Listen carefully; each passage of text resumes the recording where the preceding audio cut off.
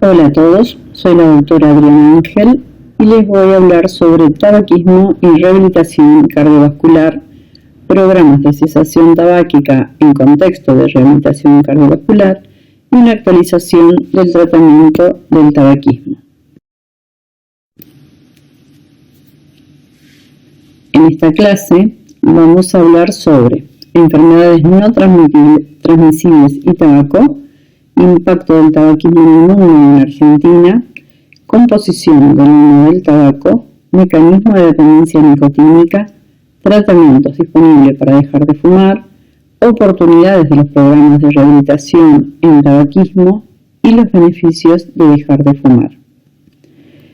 Nuestro objetivo es que ustedes adquieran las herramientas mínimas para abordar eficazmente a un paciente fumador en el proceso de dejar de fumar. Las enfermedades no transmisibles, entre las cuales se encuentran las enfermedades cardiovasculares, el accidente cerebrovascular, el cáncer, las enfermedades respiratorias crónicas y la diabetes, son la primera causa de muerte a nivel mundial.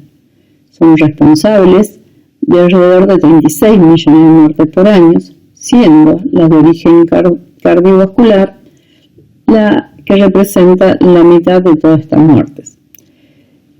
La mayoría de estas muertes son prematuras. La Organización Mundial de la Salud sugiere a los Estados miembros que formulen políticas para prevenir los principales factores de riesgos asociados a estas enfermedades, como son promover una alimentación saludable, actividad física y cesación tabáquica. Acá en este cuadro podemos observar en un trabajo que se hizo y se presentó de Tobacco Atlas, donde se ve el impacto del tabaquismo en las diferentes enfermedades crónicas no transmisibles. Podemos decir que el 10% de estas muertes están relacionadas con tabaquismo pasivo y también que fumar es responsable de un 10% de la enfermedad cardiovascular. En Argentina se realizó, como se viene realizando hace unos años, la encuesta nacional de factores de riesgo. En 2018 se repitió por cuarta vez y pudimos comparar qué ha pasado con la prevalencia del tabaquismo en nuestro país. Se ha preguntado de forma aleatoria y lo que se ha observado es una disminución del consumo del tabaco, de un 30% a casi un 22%. También se evaluó sobre la exposición del tabaco, del humo, de tercera mano o el humo ambiental en los lugares de trabajo, y también se pudo observar una franca disminución. Capaz más notable en este ítem, debido a que existieron políticas de salud un poco más activas. Asimismo, por primera vez se empieza a ver la presencia de un nuevo flagelo, como es la existencia del cigarrillo electrónico como conducta en nuestra población. ¿Qué pasa con la mortalidad cardiovascular en Argentina? Lo mismo que ocurre a nivel mundial. También la enfermedad cardiovascular es la primera causa de muerte. Podemos ver que las enfermedades enfermedades crónicas no transmisibles son o representan casi el 73% de todas las muertes ocurridas en Argentina. Y la prevalencia de enfermedad cardiovascular ocupa casi el tercio de estas, dentro de estas 5 patologías más prevalentes.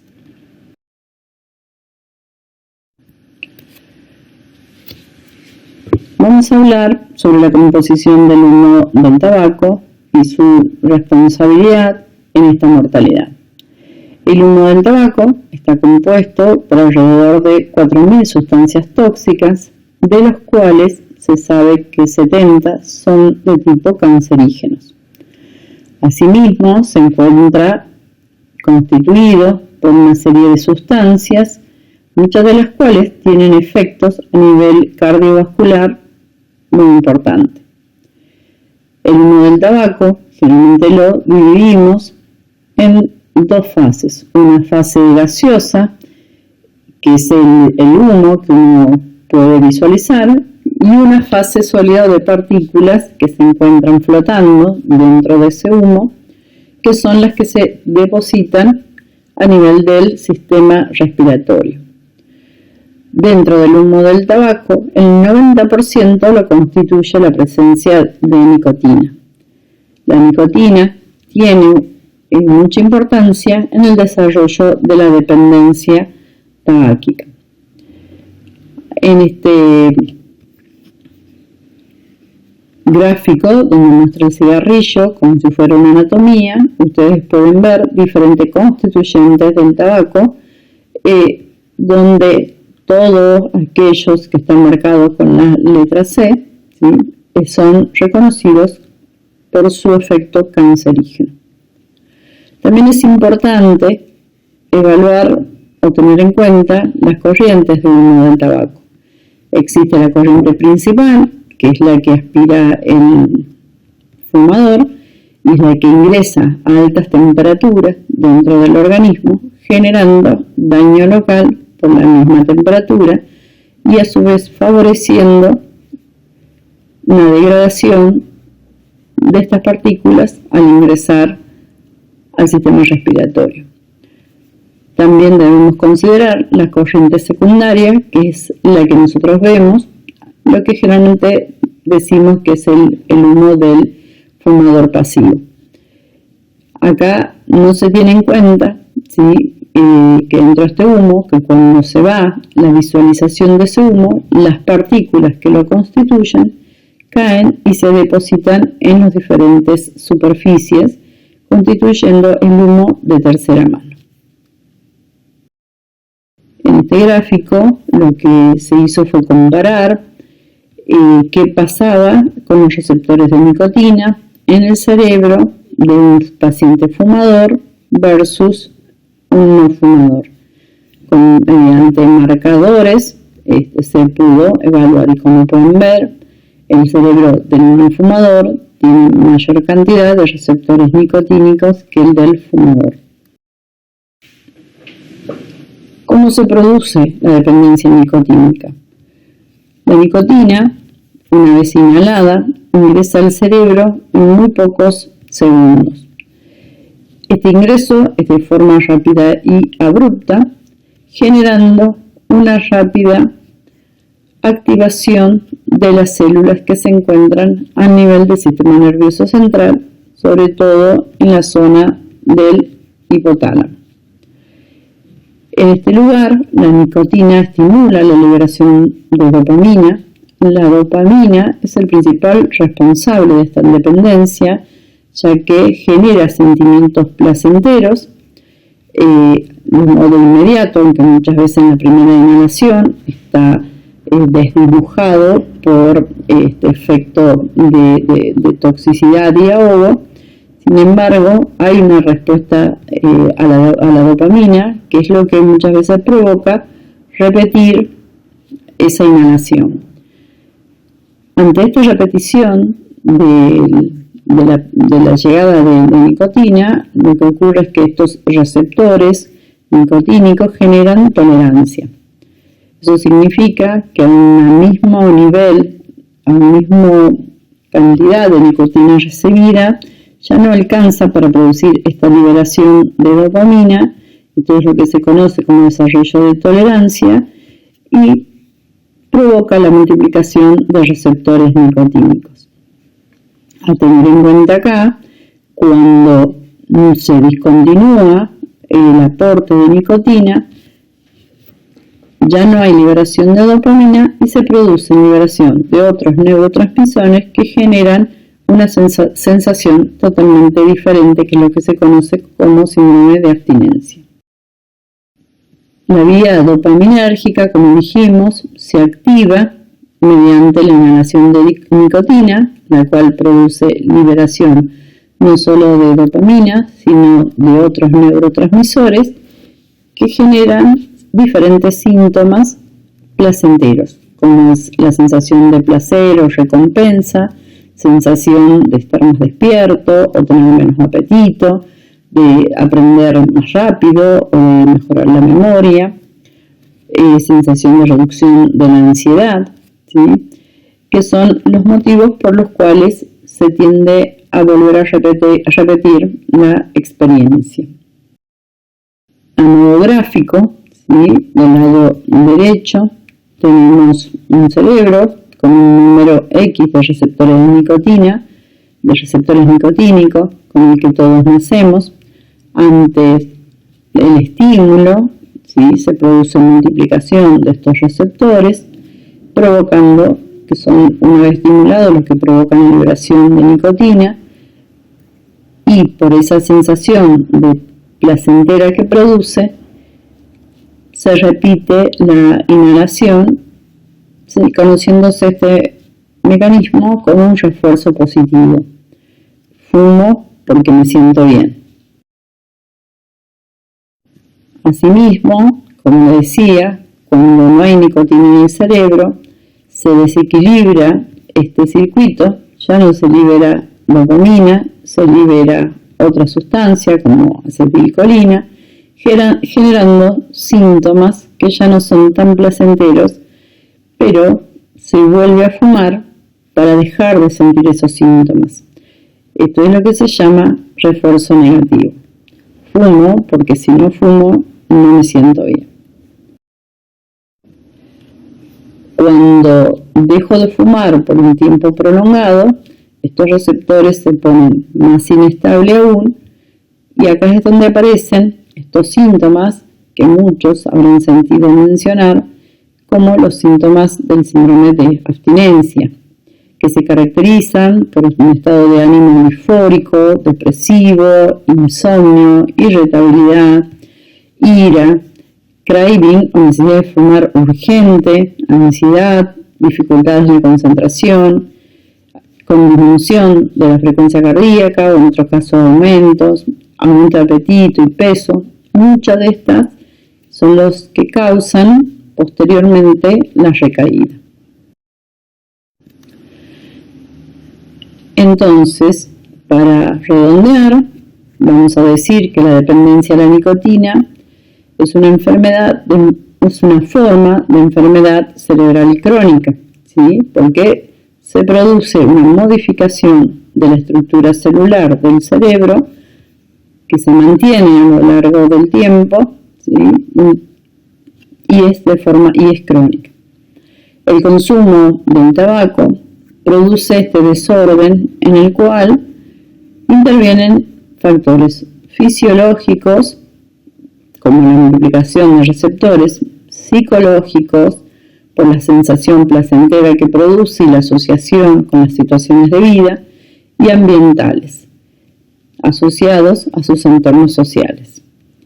Esto es importante considerar, ya que los tratamientos para el consumo y la adicción del tabaco va a requerir una aproximación más multidisciplinaria que por un solo profesional. Ahora, ¿con qué tipo de tratamientos contamos para dejar de fumar? Existen métodos disponibles para dejar de fumar que tienen diferente efectividad con respecto a la cesación espontánea. Habrán escuchado decir, yo si quiero dejo de fumar. Bueno, se sabe que quienes dejan de fumar en forma espontánea tienen una efectividad baja. Prácticamente el 95% de los que dejaron de fumar por sí solos al año se encuentran fumando de nuevo. Por lo que podemos decir que en efectividad está entre el 3 al 5%. Después disponemos de diferentes tipos de ayuda, como son materiales de autoayuda, bibliográficos, el consejo breve, ¿sí? las intervenciones breves y más especialmente o específicamente con mayor nivel de efectividad las intervenciones de tipo intensiva, como son las telefónicas, que pueden alcanzar una efectividad del 20%, o las intervenciones intensivas de tipo grupal o individual, llegando hasta un 30% de efectividad.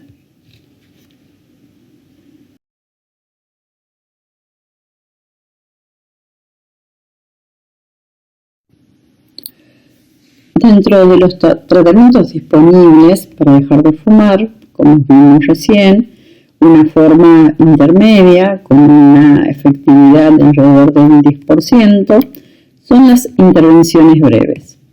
Este tipo de intervenciones tiene la característica de ser aplicado por cualquiera en la población de salud y tiene un impacto poblacional muy alto. Si todos podemos aplicarlos, al menos una vez con cada uno de nuestros pacientes, estaríamos contribuir a mejorar la efectividad de estas intervenciones.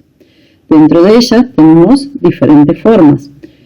Una, la más conocida, es el de las 5A, que consiste en preguntar, aconsejar, evaluar. Si el paciente está en condiciones de aceptar ese consejo y evaluación, podemos generarle una ayuda y organizar un tratamiento. Otra forma es la AAR, que consiste en armar un dispositivo de atención que va desde la admisión misma con la secretaria de admisión, donde puede detectar la presencia de un paciente fumador y promover una intervención de tipo motivacional para asesorarlo y realizarle y ofrecerle asistencia en el proceso de dejar de fumar, que sería el aporte de recursos para apoyo y seguimiento. Y finalmente, una menos estudiada es la intervención de tipo proactiva. ¿Sí? En este tipo de intervención equipararía a la indicación del tratamiento de un paciente hipertenso o diabetes, donde no le preguntamos si quiere, le ofrecemos tratamiento directamente para dejar de fumar.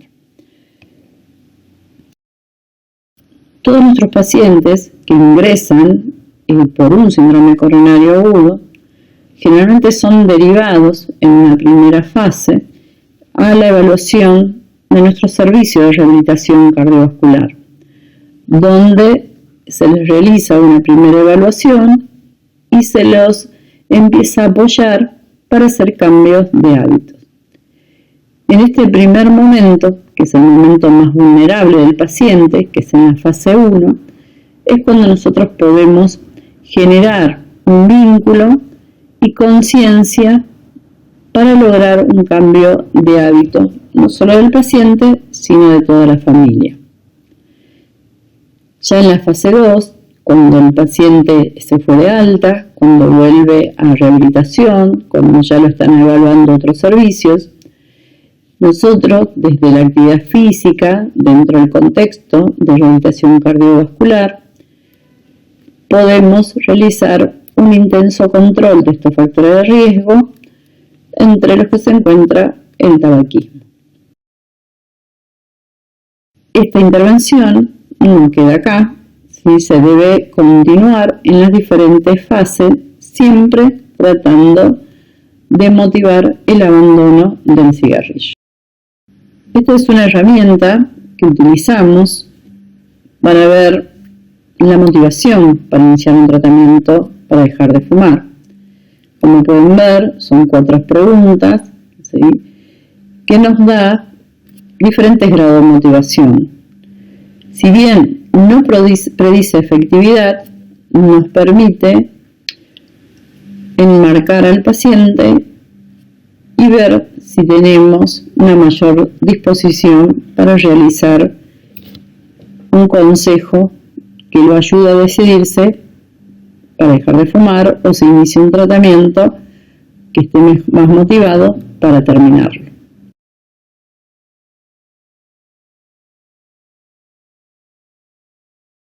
Este es otro test que lo que nos permite es evaluar la dependencia nicotínica.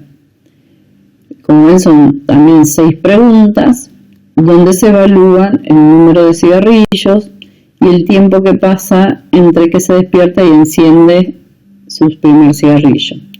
Estas dos son las preguntas más importantes de este test y cuanto más altas son, mayor dependencia física a la nicotina reporta. ¿Qué estrategias podemos utilizar?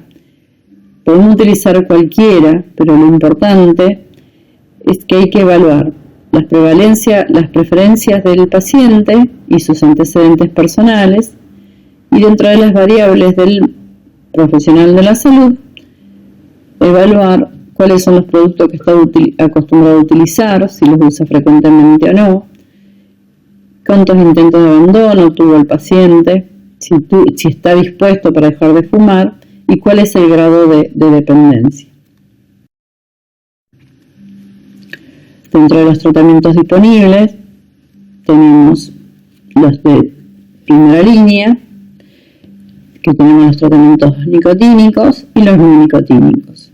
Dentro de los nicotínicos se encuentran los parches de nicotina, los chicles, los caramelos, el spray nasal y las tabletas sublinguales. Y dentro de los no nicotínicos teníamos bupropion y varenicline. Varenicline en este momento está suspendido, así que solo nos queda el bupropion. Tenemos las drogas de segunda línea, como son la nortriptilina y la clonidina, y finalmente tratamiento de tipo no farmacológico, como son los cognitivos conductual y los de seguimiento. Cuando hablamos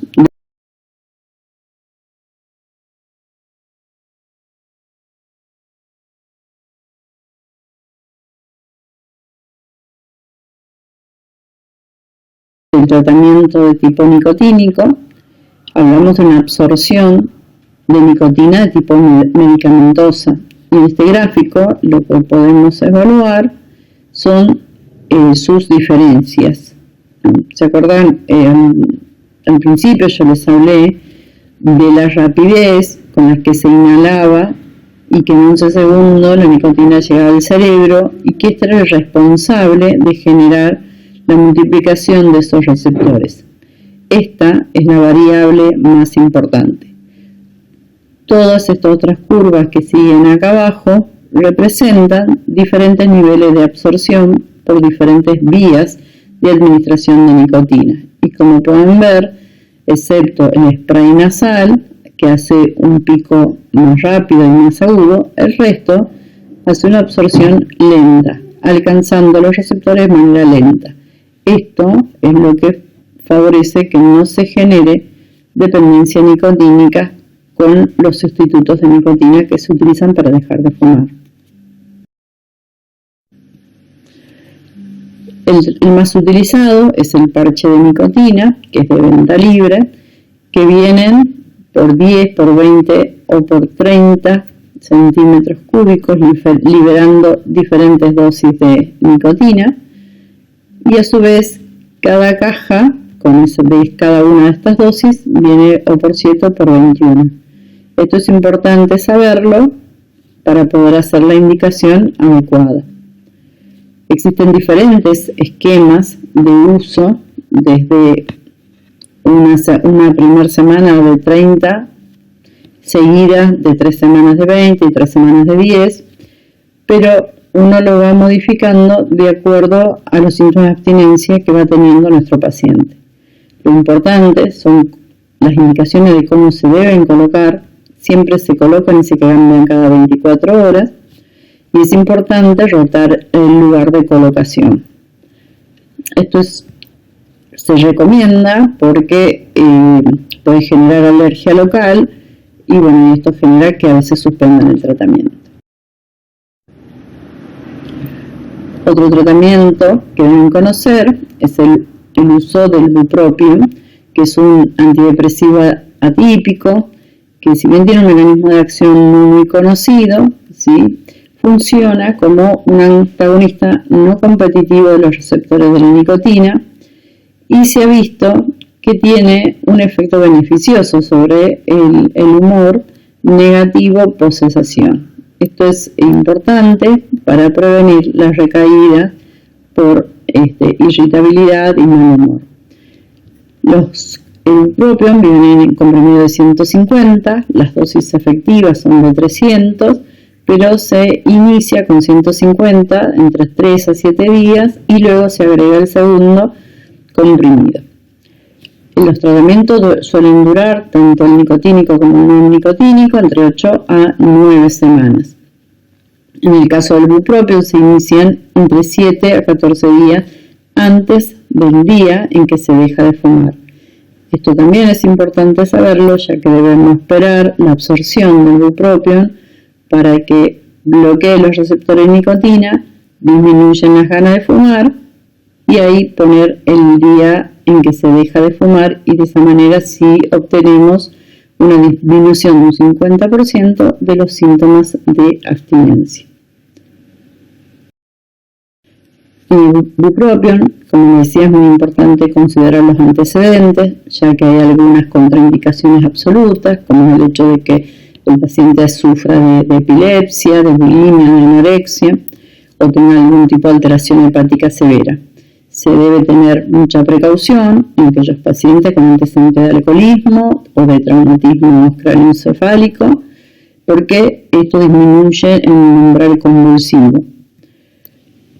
Y tener en cuenta algunos efectos adversos que, si bien no son importantes como para generar mucha molestia, sí son importantes porque pueden asustar a los pacientes. Entonces, saber que esto, en la medida que se va impregnando la medicación, desaparecen.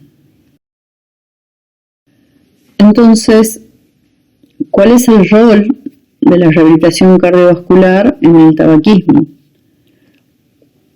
Uno de los principales actores en este contexto es el kinesiólogo. También podemos hablar del profesor de educación física, del psicólogo, y es importante este momento durante la rehabilitación cardiovascular, ya que se encuentra muy cerca de los pacientes y desde ese punto pueden dar apoyo emocional, pueden poder identificar los síntomas de abstinencia y derivarlos a tiempo, especialmente en aquellos pacientes que presentan mucha angustia o síntomas de depresión, y de esta manera aportar las herramientas adecuadas para ayudarlo en este proceso.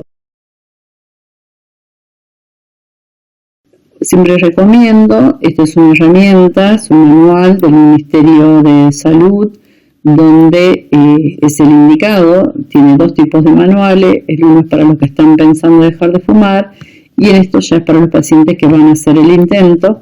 Tiene un formato que va avanzando por las diferentes etapas, tiene ejercicios y los va acompañando con tips.